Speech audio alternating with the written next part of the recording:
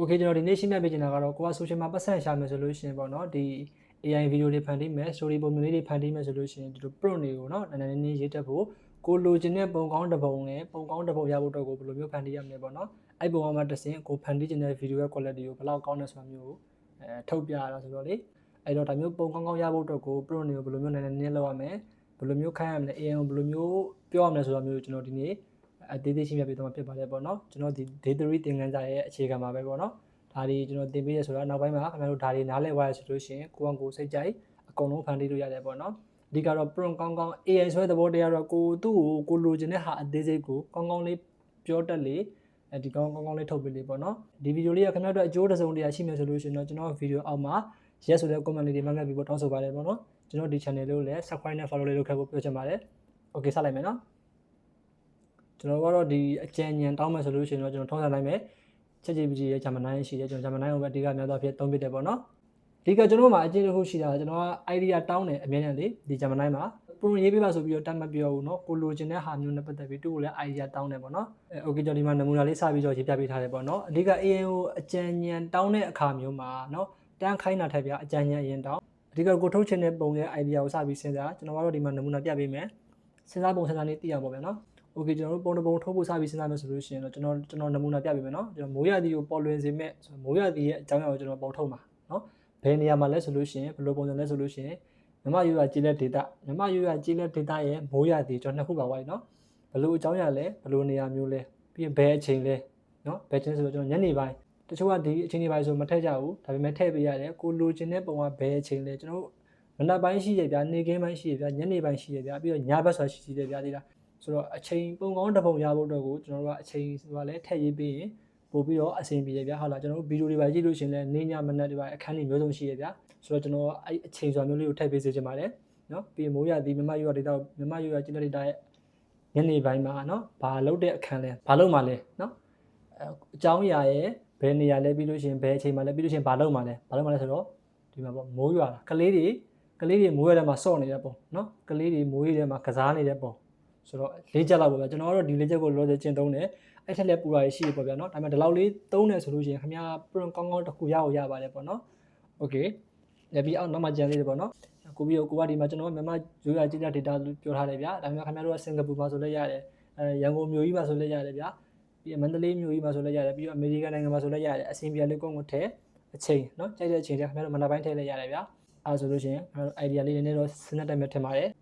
မိုးရမှာခလေးကစားနေတဲ့ပုံစံကို idea 3ခုကျွန်တော်တောင်းလိုက်မယ်သူနော် idea 3ခုစဉ်းစားပေးပါနော် idea 3ခုစဉ်းစားပေးပါပြီးလို့ရှိရင် idea 3ခုကိုပုံထုတ်မှာဟုတ်ပုံထုတ်ဖို့အတွက်ကို 3D animation style ကျွန်တော် animation style လိုချင်တာလူပုံနဲ့မလိုချင်ဘူးဘာလို့ဆိုတော့ကိုကချစ်စရာကောင်းတဲ့ animation video လေးတွေဖန်တီးချင်တာဖြစ်တဲ့အတွက်ကြောင့်မလို့ဒါတော့ကိုယ်စိတ်နဲ့ကိုယ်စားနေပြကျွန်တော်ဒီမှာ animation မထည့်လို့ရှိရင်တော့ဒီကလေးတွေဆိုလို့ရှိရင်လူပုံတွေထွက်လာမှာရနော်လူပုံစံလေးတွေကျွန်တော်တို့တကယ်ဟို realistic human ပုံစံထွက်လာမှာပေါ့နော်ပြီးလို့ရှိရင်ဘယ် site လဲပေါ့နော်ဘယ် site လဲဆိုလို့ရှိရင်တော့ကျွန်တော် 9:60 ကျွန်တော် TikTok တွေပိုင်းမှာသုံးတဲ့ site ပေါ့နော်အရှည်လေး portrait ပေါ့နော်အဲ့ site ကိုကျွန်တော်ထုတ်လိုက်တယ်တချို့ကတော့ YouTube တီးတန်းတင်မှာဆိုလို့ရှိရင်တော့ဒီမှာ 60:9 ratio ပညာထည့်လို့ရတယ်ဒီကောင်ကဒါမျိုး site ထည့်ပေးရတယ်ဆိုလို့ရှိရင် तू ကဒီ prompt ကိုစစဉ်းစားရအော်ဒီလူကဒီ site နဲ့လိုချင်တာဆိုလို့ရှိရင်ဒီပုံမှာဒီလိုအရှည်လိုက်ပုံနဲ့မှာ तू ကပါတဲ့အခလေးတွေရဲ့ background တွေကိုလုံးဝစနစ်တကျ तू ထည့်ရေးပေးပြီးတော့ prompt မှာရေးပေးမှာပေါ့နော်အဲ့တော့ quality ကောင်းကောင်းလေးရချင်တယ်ဆိုလို့ရှိရင် prompt ကစာကျွန်တော်တို့အသေးစိတ်ရေးပေးပါအဓိကကျွန်တော်တို့မှတ်ရမှာကဘာအကြောင်းအရာလဲနော်ဘာအကြောင်းအရာလဲဘယ်နေရာမှာလဲဘယ်အချိန်လဲနော်ပြီးရင်ဘာလုပ်မှလဲနော်ဘာလုပ်မှလဲအဲ့မျိုး idea ၄ချက်ကိုစပြီးတော့စဉ်းစားပြီးလို့ရှိရင်ကျွန်တော်တို့ဒီအဲ့အကောင်လေးကိုချရေးပေါ့ဗျာနော်ကျွန်တော်ဒါနမူနာပြပေးတယ်ခင်ဗျားတို့ကအိမ်မှာနောက်ဆုံးဆင်းပြကျွန်တော်နမူနာပြပြမယ်ဆိုလို့ရှိရင်တော့ကျွန်တော်ထိုင်းရင်တောက်တဲ့ပုံစံအခန်းမျိုးတစ်ခါမှရိုက်မယ်ဆိုလို့ရှိရင်ခင်ဗျားလောရမယ့်ဟာကကျတော့နော်ဒီမြန်မာရိုးရာကျေးလက် data ဒီနေရာကိုရှိပို့လိုက်ဗျာနော်မြန်မာရိုးရာကျေးလက် data ထန်းတော်လေးရဲ့အောက်မှာညနေပိုင်းနော်ညနေပိုင်းနေဝင်ချိန်ဒီမှာတငယ်ချင်း3ယောက်နော်တငယ်ချင်း3ယောက်ထိုင်ပြီးတော့ထိုင်းရီတောက်နေတဲ့ပုံစံလေးထုတ်ချင်တယ်ဒါမျိုးလေး idea ၄ချက်လုံးပါတယ်ပေါ့နော်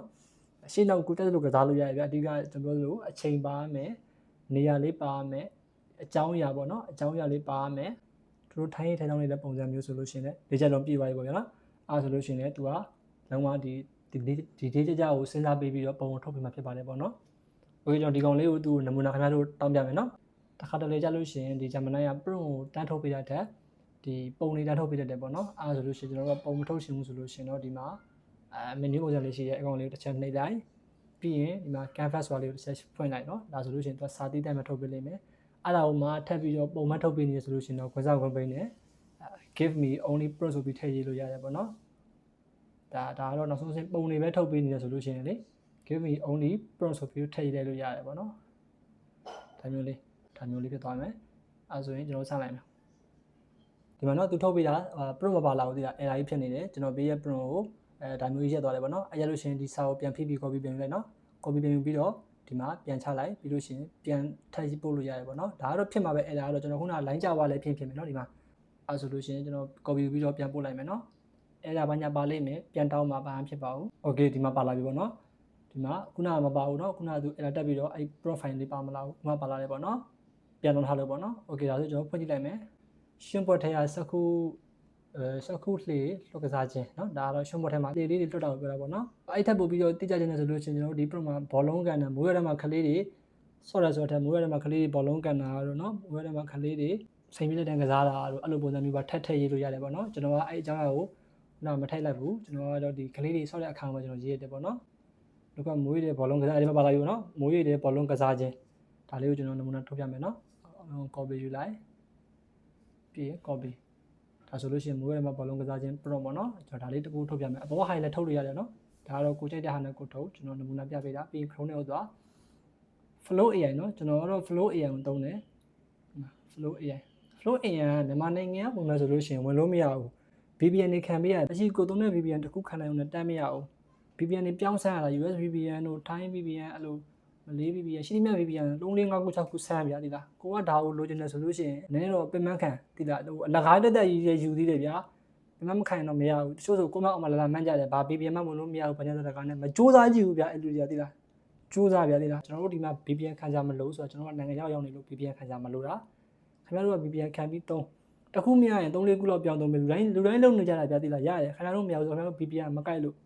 VPN ကိုကိုက်တဲ့ဟာလေးစမ်း3နော်နည်းနည်းလေးပင်မခံပြီးတော့အဲ့လောက်လေးတော့အားစိုက်ပြီးနှစ်ပါဘာလို့လဲဆိုတော့ကျွန်တော်တို့ကကျတော့ပြောပြပေးလို့ရတယ်ကျွန်တော်တို့သိတဲ့ဟာတွေဒါပေမဲ့ line လို့ပေါ့နော်မသိတဲ့ချင်းလာမယ်ဒီ VPN မရဘူးဆိုတော့တရားမှတော့တက်နေပြီးတော့ဆက်မလုပ်တော့ဘူးနော်အဲ့တော့အဆင်မပြေဘူးကျွန်တော် flow ထဲဝင်လိုက်မယ်ရောက်သွားပြီပေါ့နော်ဒါအဆင်ဘာမှမလုပ်ဘူးဗျာဒီတော့ကျွန်တော်ဒါချိန်ပြီးသားရှိတော့တစ်ခါဝင်ပြီးလို့ရှင်နောက်တစ်ခါမှတန်းဝင်ရုံပဲအဓိက VPN ကအဆင်ပြေအောင်ချိန်ပေါ့နော်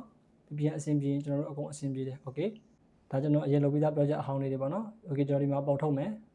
ထုံးစံတိုင်းပဲအောက်ကဒီအကွက်ကလေးမှာသွားပြီးတော့စာတတ်ထည့်မယ်နော် okay ပြီးလို့ရှိရင်ဒီမှာသွားရွေးမယ်ပေါ့နော်ဒီမှာဒီကောင်လေးကိုသွားကျွန်တော်ဒါရွေးပြီးသားဖြစ်နေတော့တန်းပေါ်နေတာ image ဆိုတာသွားရွေးပေးမယ်ပြီးရင် site ကကျတော့ကျွန်တော် TikTok site 9:60 ရွေးမယ်ပမာဏ2ပုံလောက်ပဲထုတ်မယ်ပေါ့နော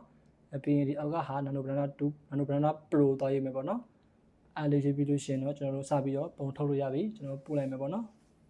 ်နည်းနည်းလေးစူးစမ်းကြည့်ပေးပါကျွန်တော် flow ကကျတော့ဗီဒီယိုတွေပါလည်းထုတ်လို့ရတယ်ဗျပြီးတော့နောက်ပိုင်းခု version အသစ်ဆိုရင်တော်တော်လေးကောင်းလာပြီကျွန်တော်ဒါကိုနောက်ပိုင်းကျလို့ရှိရင်အသေးသေးအကုန်ရှင်းပြမယ် function တွေကအများကြီးပဲလေးလာလို့မကုန်ဘူးဗျသိလားဆက်ပြီးသွားပါကျွန်တော်လည်းအတူလိုက်လုပ်ပါကျွန်တော်ဒါတင်နေလာကိုကျွန်တော် day 3ဖြစ်ပါတယ်ကျွန်တော်ဒီအကုန်လုံးကိုအသေးသေးကနေစပြီးတော့ကျွန်တော်တိတိလောက်ပေါ့ဗျသိလားကျွန်တော်လက်မိတလောက်အထိကိုကျွန်တော်အကုန်လုံးကိုရှင်းပြပေးသွားမှာဖြစ်ပါတယ်ဟိုတင်နန်းကြီးတွေပါကျွန်တော်တောင်းပြီးရှင်းပြလိုက်ရတယ်ဗျဒါပေမဲ့ကျွန်တော်မလုပ်ဘူးခင်ဗျားတို့အကုန်လုံးကျွန်တော်နဲ့အတူဝါသနာပါတဲ့ညီကိုတွေအကုန်လုံးလိုက်လုပ်လို့ရအောင်ပေါ့နော်okay ဒီမှာထွက်လာပြီပုံဘောလုံးကန်နေကြတဲ့ပုံလေးဒီမှာတော့ဘောလုံးမဟုတ်ချင်းလုံးပုံစံလေးဖြစ်နေနော်ထိုင်းမင်းနဲ့အုံးပေးနေနဲ့ဒါကတော့နန်းတော့မဟုတ်တာဇရက်တွေပါလေပုံစံဖုံးချောင်းဝိုင်းတွေပါလည်းဖြစ်ဖြစ်မယ်ဗျာသူနားလဲသလိုပုံလေးထုတ်ပေးရပါတော့ okay ကျွန်တော်ဒုတိယပုံလေးထုတ်ကြည့်မယ်ဒါလေးထုတ်ကြည့်မယ် copy ကူလိုက်ခုံးထဲဝင်လိုက်ပြီးလို့ရှိရင်ပြချပြီးတော့ထုတ်လိုက်တိကျတယ်ဗျာကျွန်တော်ပြောသလိုစနစ်တကျလေးနဲ့ pro လေးတွေကို idea တောင်းပြီးလို့ရှိရင်ထုတ်တယ်ဆိုလို့ရှိရင်တော့သူများထက်တော့တာနေမယ်ဗျာဒီလားသူများတွေပြီးပြီးတော့ထုတ်တဲ့ပုံထုတ်ကိုကိုပုံလေးကနည်းနည်းလေးပို့ပြီးတော့ချက်ဖို့ကောင်းနေလိမ့်မယ်ပို့ပြီးတော့လှနိုင်မယ်ပြောနော်ပုံကောင်းတဲ့ပုံရယူဆိုလို့ကျွန်တော်ပုံကနေပြီးတော့ဗီဒီယိုကောင်းတစ်ခုဖန်တီးလို့ရတယ်ဗျာဒါနောက်ပိုင်းကျရင်ကျွန်တော်အကုန်ရှင်းပြပေးမယ်နော်ဒါမျိုးပုံလေးတွေဆိုလို့ရှိရင်ကျွန်တော်ဒီမှာဗီဒီယိုပြောင်းတဲ့ခါကျလို့ရှိရင်သူလမ်းလျှောက်တဲ့အခိုင်အမာဆိုလို့ရှိရင်ဒါဆိုတော်တော်လေးလှမှာပါโอเคဒါဆိုလို့ရှိရင်သူတို့ညနေပိုင်းဆိုတော့ညနေတော့မှောင်နေပြီနော်သူအိမ်လေးတော့မီးလေးတော့ထွန်းနေကြပြီပေါ့ထန်းလက်တွေနဲ့မွေးတယ်မှာကလေးတွေဆော့တဲ့ပုံစံလေးပေါ့နော်ဒါချစ်စရာကောင်းတဲ့ပုံစံလေးတွေမျိုးရတယ်ဗျာကျွန်တော်တို့ download ဆိုလို့ရှိရင်ပုံလေးကိုတစ်ချက်နှိပ်လိုက်ဒီမှာမြားလေးရှိရသေးတာမြားလေးကိုကျွန်တော်လည်းရှာမတွေ့ကြအောင်ဒီမှာ download button မြားလေးတစ်ချက်နှိပ်လိုက်ပြီးရင်မှာ 2K နဲ့ download ပြီးသွားပြီပေါ့နော်ဒီမှာ download open ကိုနှိပ်လိုက်ဒီမှာကျွန်တော်တော့ tablet ကြီးကိုစောင်းထားဆိုတော့ဒီကောင်အဆောင်ကြီးပြနေရပေါ့နော် tablet ကြီးကိုစောင်းထားဆိုဒီကောင်အဆောင်ကြီးပြနေတာဒါမျိုးပေါ့ပုံကလုံးဝအဲ့လိုကြည်တယ်ဗျာတိလာဒါဆိုအစုံကြီးဆွဲထားတာမှကြီးတောက်နေပဲကြည့်မကြည့်ဟဲ့လားအပေါ်ထိပါတယ်အိမ်ပုံပါတယ်ကလေးတွေဆောတာပါတယ်ဟိုသူများထက်တော့ပိုလှနေမှာဗျာခင်ဗျားတို့ပုံလေးတွေကတခုခုဗီဒီယိုတင်တော့မှဒါလေးတွေကိုဗီဒီယိုလုပ်မှဆိုလို့ရှိရင်ပို့ပြီးတော့စိတ်ဝင်စားမှုရှိမှာဗျာသူများထက်ကိုလေအဲ့လိုမျိုးเนาะနောက်တစ်ခုကျွန်တော်ပြပေးမယ်ဒီကောင်လေးတွေပေါ့ဒါလေးကျွန်တော်နမူနာ down လိုက်မယ်နော် download ဆက်မယ်ဆို download နှိပ်ပြီး2လေးနဲ့ down open လိုက်နော်ဒီမှာကြည့်လိုက်ဒါမျိုးဒီမှာကြည်တောက်နေဒါဆိုလို့ရှိရင်ကျွန်တော်ဂျပန် enemy ဘာညာပုံစံမျိုးလေးတွေပေါ့ဗျာ 2D ဟိုမှာနော်အဲ့လိုမျိုးဟိုလက်နဲ့ဆွဲထားတဲ့ပကြီးပုံစံမျိုးလေးတွေပေါ့နော်ကျွန်တော်ဒီမှာပြပေးမယ်နော်